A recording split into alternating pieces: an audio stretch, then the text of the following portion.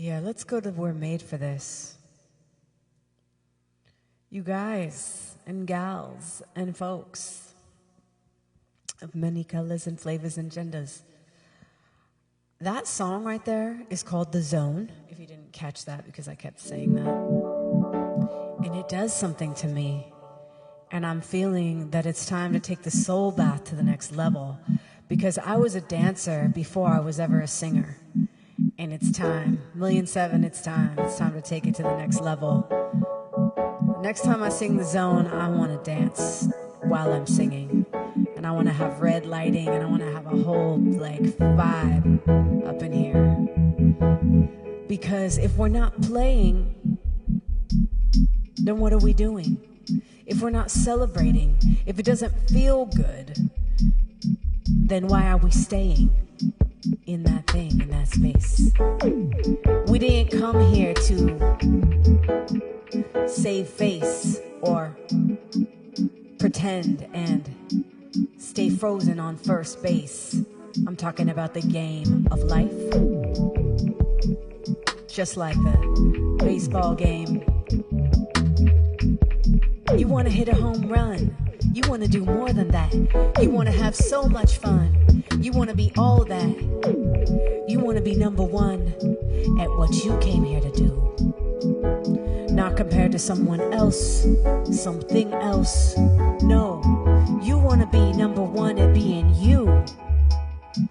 And that is the truth. Because I know that's true for me. And it's taken 46 years for me to finally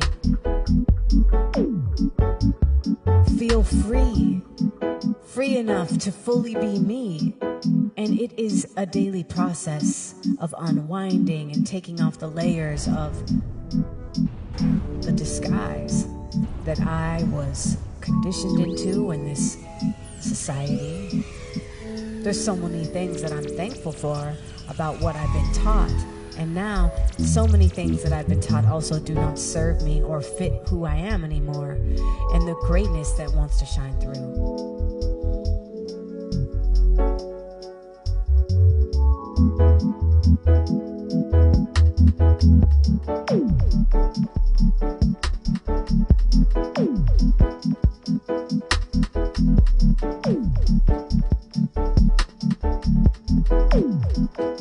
Don't forget to breathe. More importantly, let life breathe you.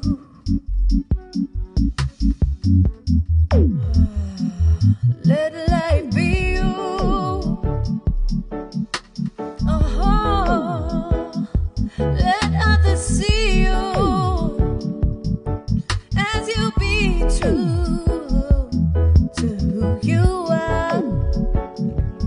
That shining star, wherever you are. You don't have very far to go. Maybe to grow is all you need to know. And then you follow that, one foot in front of the other. Yes, my sister, my brother, my lover, my friend, you got to do what is calling you. All of you is being asked for in this time. Sometimes the rhyme don't have a reason, but deep inside you know this is the season for you to listen and be true. Do, do, do. Just let the light inside of you shine through. Just put some love in all you do, and you will know exactly what to do.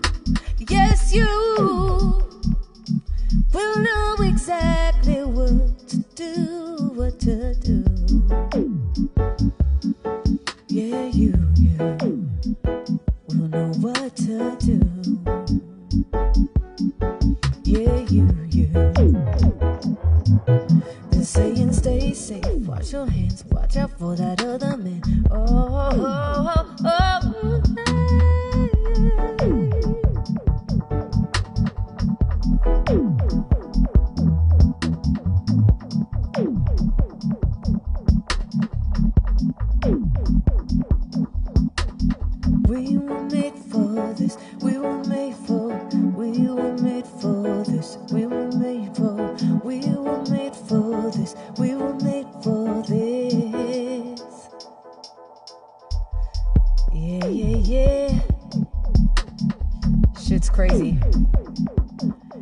actually insane.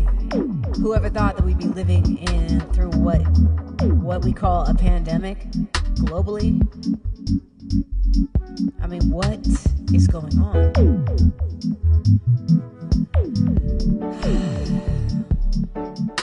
Oh. And also, why is there so much censorship, though, around this? It doesn't seem to me that you would need to censor if the truth is right here. So that's what makes me question the narrative. And you guys already know me, who's been hearing me for a year, talking about this stuff. And I realize some people aren't going to like it. But if we can't have conversations, and if we can't have freedom of speech, then what are we doing? And how is that okay? Because if you take freedoms away, you take human rights away, we're living in a, what is it, a tyranny? That's not freedom. That's why for me, my sovereignty comes from life and my spirit and that which created me. It's not because of the state I live in. It's not because of the government or a government. You know, I'm thankful for many of the things that these organizations and platforms have supplied to help the people. But I think if we're going to give our trust to a centralized organization or anything, that we need to ask ourselves why, and we need to look at the history of what's happened so far and ask ourselves why we trust that.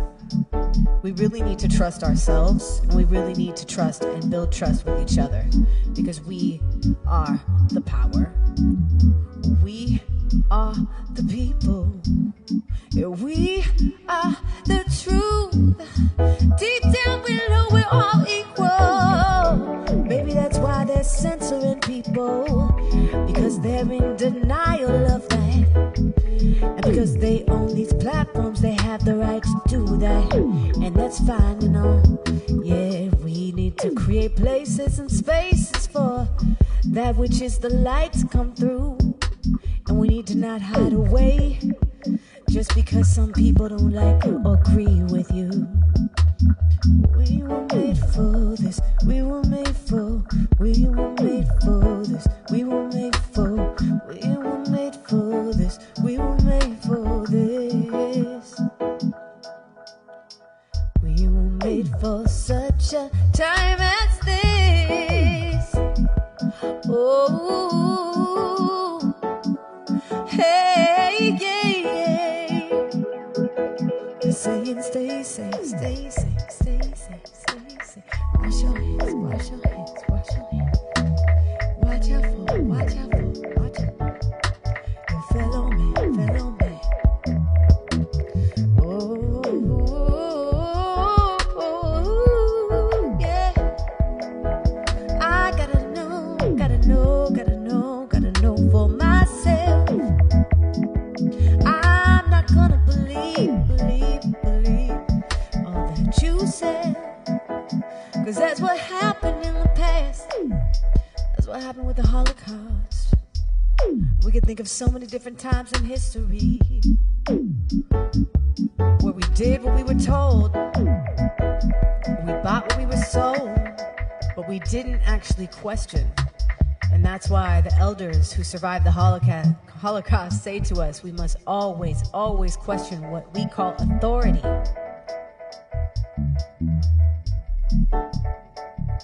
And the native people of this land, of many lands, are remembering that our sovereignty has nothing to do with law. It's our birthright to own our own body. Ultimately, yes, property and having relationships voluntarily with each other, but ultimately it's our own body. That I have authority over myself, and so do you, and that's God-given. But if we don't know that and we don't remember that, then we allow other powers to take that away. And that's my whole point of anything I ever say on here about what's going on with the mainstream narrative. That's why I ask questions. And throughout history, people who ask questions, why do they get treated as outcasts? What's up with that? That was Jesus, that was Gandhi, that was Martin Luther King, that was everyone that most of us look up to or appreciate now. So I'm inviting you, and I'm asking you, and I'm asking, and I'm putting a prayer out to the world. I'm sure there's so many blind spots that we all have, and I want to see my own. I'm asking us to see with our real eyes. And in seeing what's going on, when we see what's really going on, to remember that we came here to give our gift for this time, even though it's crazy, and even though we feel scared, and even though things seem like hopeless a lot of the time. Things have been opening back up, they're closing again. When is this thing gonna end?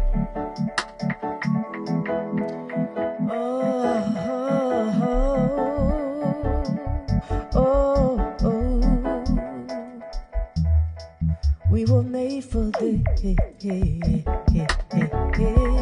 When I say we were made for this, why am I speaking positively? Because something in my soul knows that there's greater possibility and potential inside me and in all of us that's waiting to be tapped into, just like in every movie where there's the hero's journey, where that person got the call to adventure and so much crazy shit happens. People are dying, everything looks hopeless at a certain point. You know, there's some treasure at the end they're trying to get, or they're trying to save some people or do something, you know, basically be the hero, not to get the award of being a hero, but to do the right thing ultimately. Uplift humanity, save humanity, something like that, right? Star Wars, all these movies. This is a universal story. That's why it's called The Hero's Journey. What you want to find out more about, just look up Joseph Campbell. But that's why I say we were made for this, because in those movies, in the moment where the person literally was about to give up or thought that they couldn't make it and it was over, they saw something suddenly they didn't see before, and they saw a new possibility, and they were able to move through and totally reconnect to their commitment to make it through. And that's what I'm inviting each of us to do, and I feel called to that, basically, is what I'm sharing with you, is that we were made for this. There's a light inside of you, something calling you to do something different or greater. And why not answer the call? Yeah. Oh.